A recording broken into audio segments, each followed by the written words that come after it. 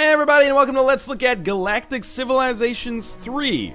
There's a lot to talk about here, even before we get started. The first thing that I will say is that this is obviously the sequel to Galactic Civilizations 2, and I guess previously Galactic Civilizations 1. Some of the more renowned and prestigious 4X games that have been kind of with a sci-fi aesthetic, if that makes any sense. So it's like Civilization, but in space. If you're not familiar with what 4X games are, I forget what all of the 4X's stand for, but it's basically like an...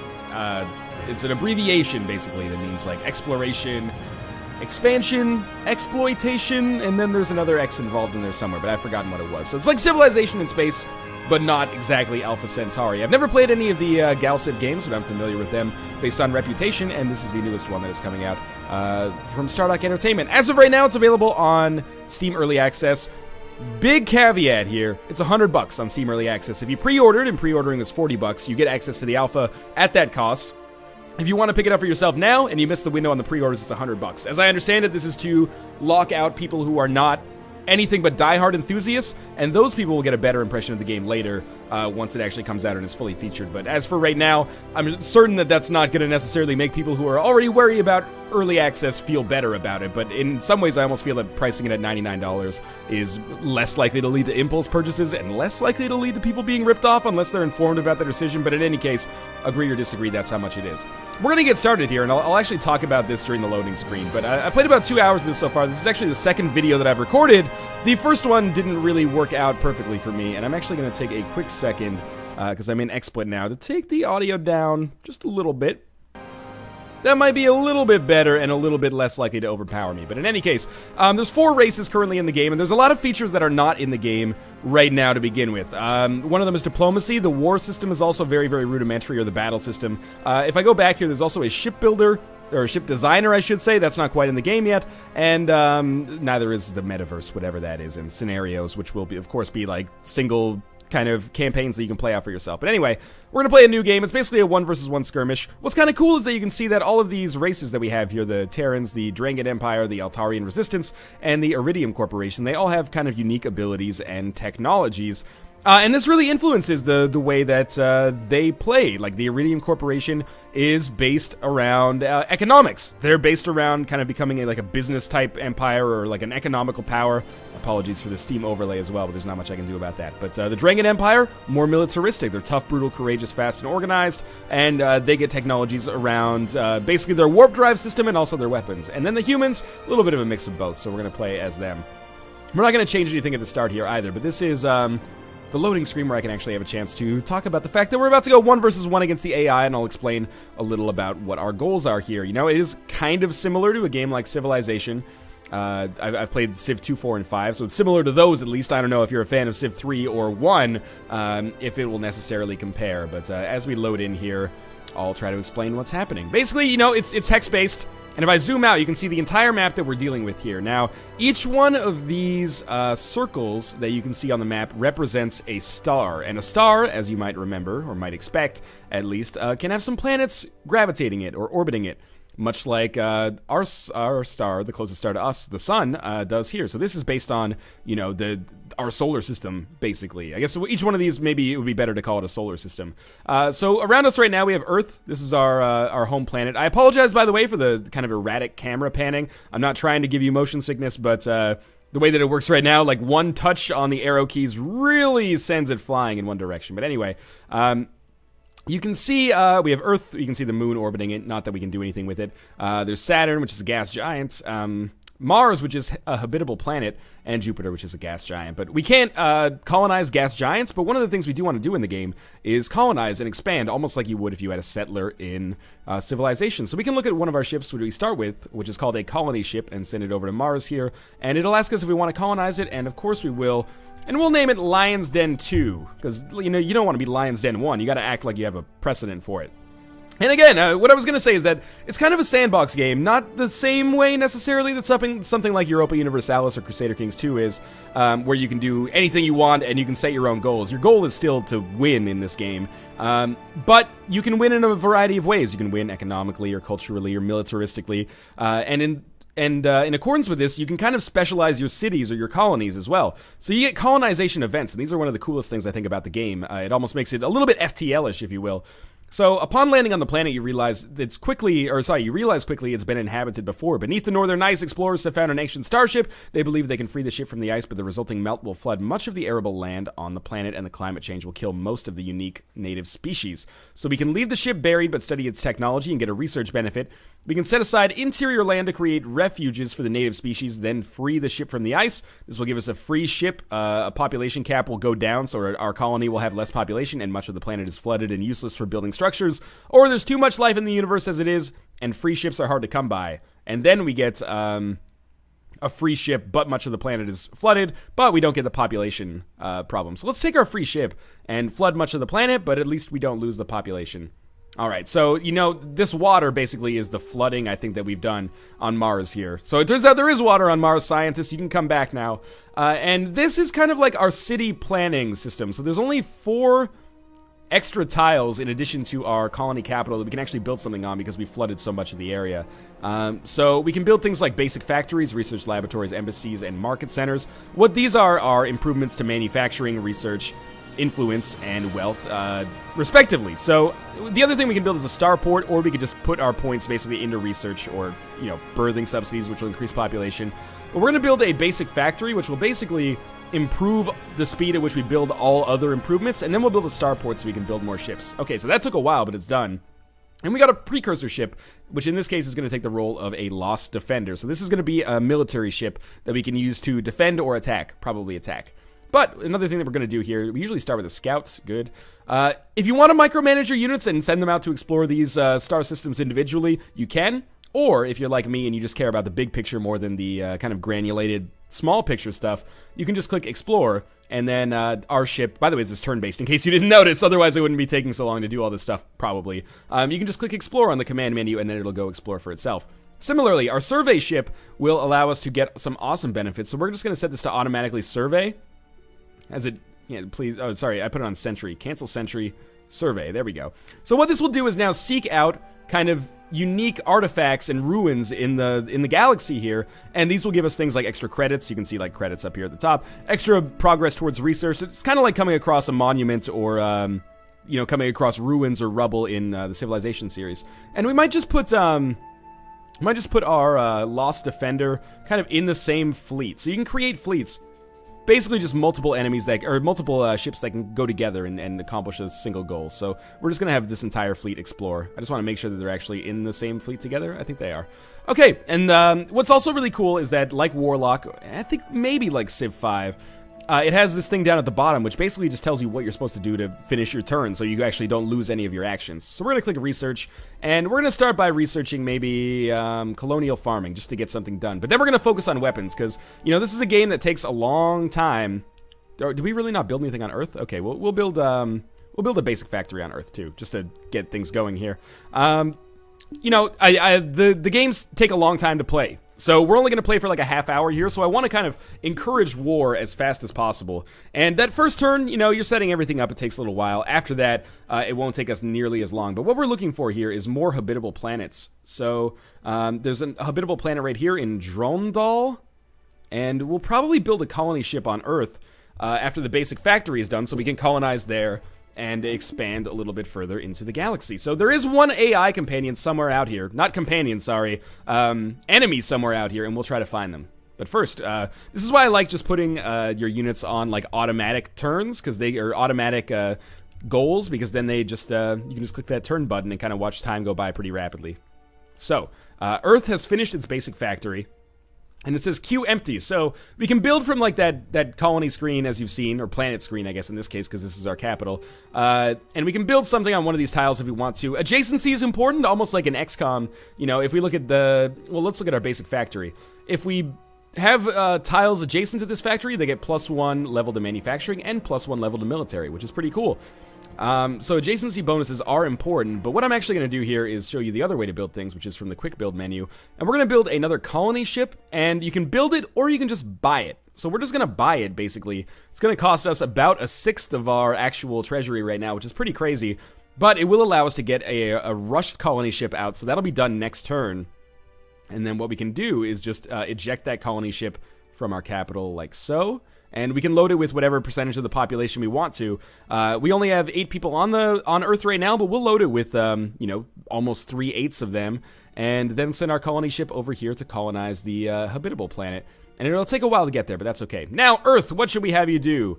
I'm going to say that Earth should build a constructor, and we will just have it build it rather than buy it, even though we start with a lot of coins in our treasury, a lot of credits in our treasury that we can use to make this happen. And I'm just going to advance a lot of turns here. But this survey report is what happens when you set your survey ship to automatically survey stuff, or you do it for yourself as well. It will uncover things. There was probably like a ruin over here.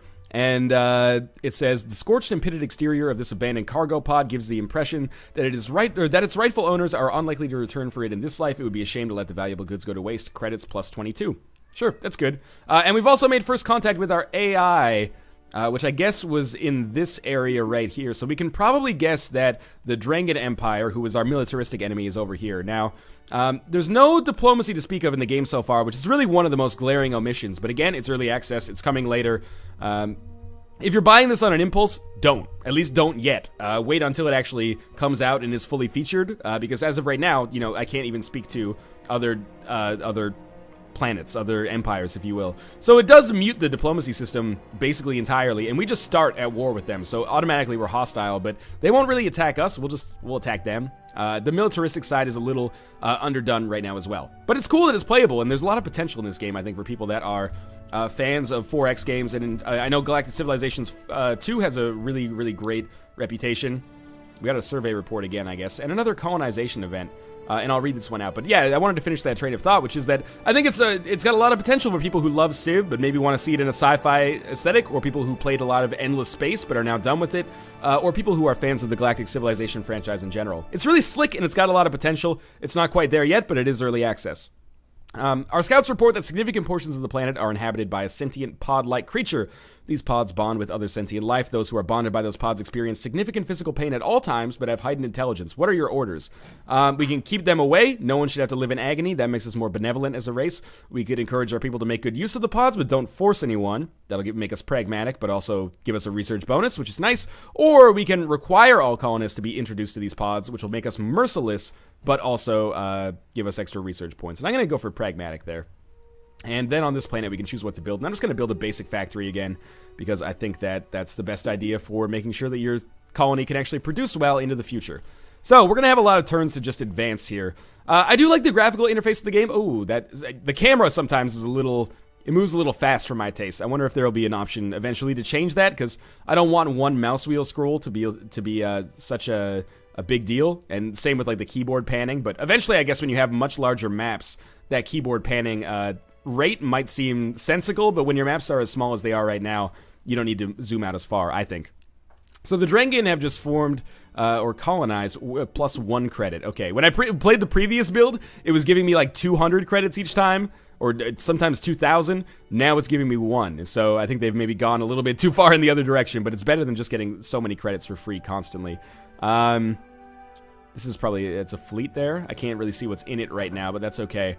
Yeah, they colonized Hatch 3, which was like right next to me. It's my favorite genre of iOS games, Hatch 3 games. But the ancient scout craft your survey ship stumbles upon is built on technological principles your crew can only guess at. One of your engineers decodes the secrets of part of its sensory technology, however, and with a little creativity is able to adapt it to your ships, plus 25% sensor range to all ships in fleet. So we have a larger kind of viewer range on our ships, I guess. Same with that one. And what I'm doing still now is just having my ships kind of explore a little bit. Honestly, you've seen pretty much all there is to see for the very fundamentals of the exploration part of the game, at the very least. There's another 100 credits for us. So why don't we go to war soon? And we'll start planning for war as soon as our constructor ship is complete. So I'm going to build a starport on Mars here, and we'll end our turn. But yeah, as soon as our constructor ship is complete, we'll start working towards that. I did just get a lost cutter ship. That's probably up here. Cutter is another kind of military ship, essentially. It's a fairly strong military ship. So I don't know if I need to create a fleet. It looks like they're already together, and they'll just explore together. So now my survey ship will have a little protection. Now, let's start researching some weapons technology. I haven't talked a little bit about, or I haven't talked at all, basically, about research, just a little bit to begin with. But there's a lot of different research kind of trees, and things open up like crazy. I kind of prefer the tech tree layout in something like Endless Space, which is a little bit more visually appealing, I think, as opposed to just tabs and a list. But it works fine. It's just a little bit difficult to visualize where everything goes, but I wonder if that'll... I mean, I guess if you hover over it, it says leads to all this other kind of tech that you can generate. So we can generate engineering tech, which will make us more productive, civil tech, which might make us better from a cultural standpoint, and you can specialize your culture for things like the entertainment industry, and that'll get you a lot of tourism and good population growth and stuff like that, and you can win like that. Or it will give you distinct advantages towards winning, at least. We could build defenses that would help defend our planets and soon-to-be star bases, or we can build into weapons technology, and I'm going to build into missile weapons, and we'll just specialize for those, and hopefully get some bombers up before we start to go to war. And we're not going to do a whole game here, obviously, because it'll take forever. But what I will do is, we got another lost scout ship here too, actually, so we'll put them inside of the fleet. What we will do, oh, you should join the fleet here. There we go. Yeah, I forgot what I was going to say, but as time goes on, basically we'll go to war with the Drangan. We're already at war with them, but we'll launch the first strike, and we'll maybe try to take over Hatch 3, or at least, you know, inhibit it a little bit. But in order to do that, we're going to need our constructor ship to be complete, which it just did finish. So, we're going to get our constructor out here, and I'll explain what that does. Basically, fighters, especially bombers and other ships, they have an effective range. So they can't go too far from a base, otherwise they'll run out of fuel or, you know, ammo or whatnot. They just can't do it. So what we need to do is actually build star bases. And by building star bases, what's our... Oh, Earth's idle right now. With the amount of credits that we have, 2,800, I think what I'm going to do is quick build just a bunch of... We don't even have any ships that are good to quick build right now. Let's just build something that doesn't take too long, a research laboratory. You need to actually go... Oh, man, I've lost myself here. There you go. We need to actually click the build button. That's my mistake. Why was... Wait, I was on Mars prior. My mistake. Maybe we'll just... constructor takes too long. Let's just build a basic factory. We still have an idle colony? We do. Okay, Lion's Den 4. We'll build a starport here then, because that is more prudent, so we can get a lot of ships out as soon as possible. But yeah, the constructor will allow us to build a star base in enemy territory, and you can see the kind of like hexagon outside of it. This will show us kind of like the effective range that the starport will allow... Or the star base, I should say, will allow ships to actually operate within. So by building a star base here, if it'll let me, and it will, we'll really expand our borders of operation and really inhibit the enemy's borders of operation and influence. So this is like, it's kind of an act of aggression, I think, just to put a star base right one tile away from an enemy's planet, but it also gives us the ability to do some good stuff here. So we're going to specialize into missiles again. And the reason we are going to do this, let's go for, it doesn't really matter, let's go for Payload Stabilization. And the reason we're going to do this is because it will pretty soon allow me to do, make bombers, basically. Sorry, the music got really loud there for a second, so I started to yell, but I didn't mean it. Yeah, we'll be able to make bombers, and by way of making bombers, we'll start to be able to attack the enemy ships. I can't really see their fleet right now, even when I zoom out. I think it looks pretty slick when you zoom out, too. Even though it looks a little basic right now, you can quickly see what everything is on the map. Ships are a little tricky to see sometimes. But anyway, Earth. Okay, Earth now has the ability to get bombers as a result of the research that we've done. So we're just going to quick build, like, a ton of bombers. Or just buy a ton of bombers. They're only 175 each. You can't queue up a lot of purchase orders, which I think is a little silly, but hopefully that gets changed. Or maybe I'm just missing something right now. If it doesn't exist, though, that would be kind of silly.